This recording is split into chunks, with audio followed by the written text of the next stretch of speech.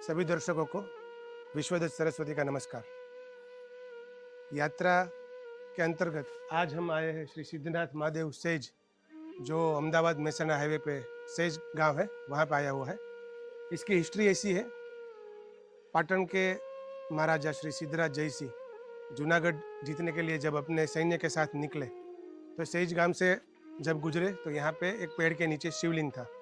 तो वहाँ पे उसने दर्शन किया और प्रार्थना की और 3 दिन में जूनागढ़ को जीत के वापस अपने सैन्य के साथ यहाँ पे आए और वापस वो शिवलिंग के दर्शन किए। धीरे धीरे उसकी आस्था बढ़ने लगी और उन्होंने खुद इस मंदिर का निर्माण करवाया और इसकी प्राण प्रतिष्ठा करवाई।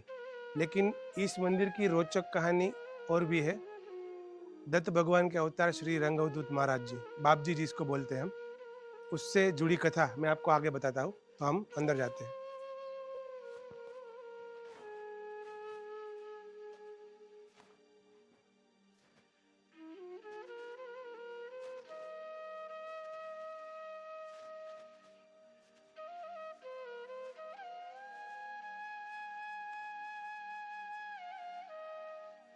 ये जो मंदिर देख रहे हैं, ये महादेव का मंदिर की स्थापना की गई, जीर्णोद्धार किया गया है इसका।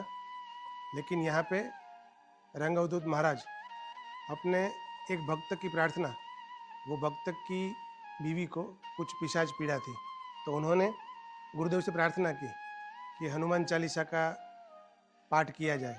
तो बाप जी को प्रेरणा हुई और हनुमान चालीसा के बजाय उन्होंने जो स्तोत्र रचा जिसका नाम दत्त बावनी पड़ा और उन्होंने उसकी वाइफ को ये पाठ करने के लिए दिया और वो पाठ करने से उनकी पिशाच पीड़ा दूर हुई।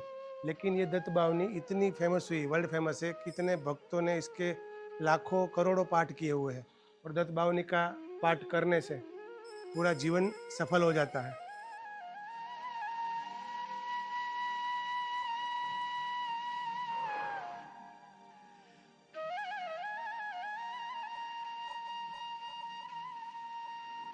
ये सिद्धनाथ महादेव जी में आज मैं भी पहली बार आया। मेरा अनुभव मैं आपके साथ शेयर करना चाहता हूँ। ये जगह पे बाप जी ने बैठ के दत्त बावनी की रचना की थी। तो मुझे जब ये कहानी बताई गई तो पहली बार जब मैं उतरा, गांधीनगर से यहाँ पे आने के लिए निकले, तो गाड़ी में बैठते वक्त मेरे ध्यान में बाप जी शब्द ही आ रहे थे। रंगअवधूत महाराज जी को बाप जी कहा जाता था, वो मुझे पता नहीं था।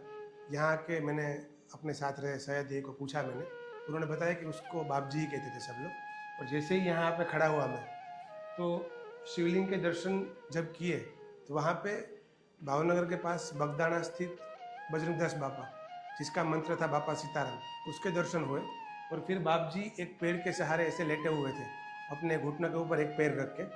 और वहाँ जब मेरे दर्शन किए तो उसका जो पेड़ था उसका अंगूठा मेरे यहाँ पे आज्ञा चक्र पे लगा दिया उन्होंने। और यहाँ पे लगाते ही पूरा प्रकाश प्रकाश दिखने लगा और पूरे सहस्त्रार में से ऊर्जा बहने लगी और पूरे बॉडी में फैल गई और ब्रेन के पूरे जो न्यूरॉन्स थे वो सारे एक्टिव हो गए। मतलब जैसे करंट एकदम पास हो रहा है पूरे बॉडी में, ऐसा फीलिंग आया। और उन्होंने आशीर्वाद दिया। तो ये मंदिर का ऐतिहासिक महत्व आपको बताया। आप जरूर से यहाँ पे आए और बाप जी की ऊर्जा वैसी की वैसे ही पड़ी हुई है, उसकी चेतना को आप अनुभव कर सकते हैं यहाँ पे। तो आप जरूर से आइए, उस मंदिर के दर्शन कीजिए और अपने आप को धन्य कीजिए। नमस्कार।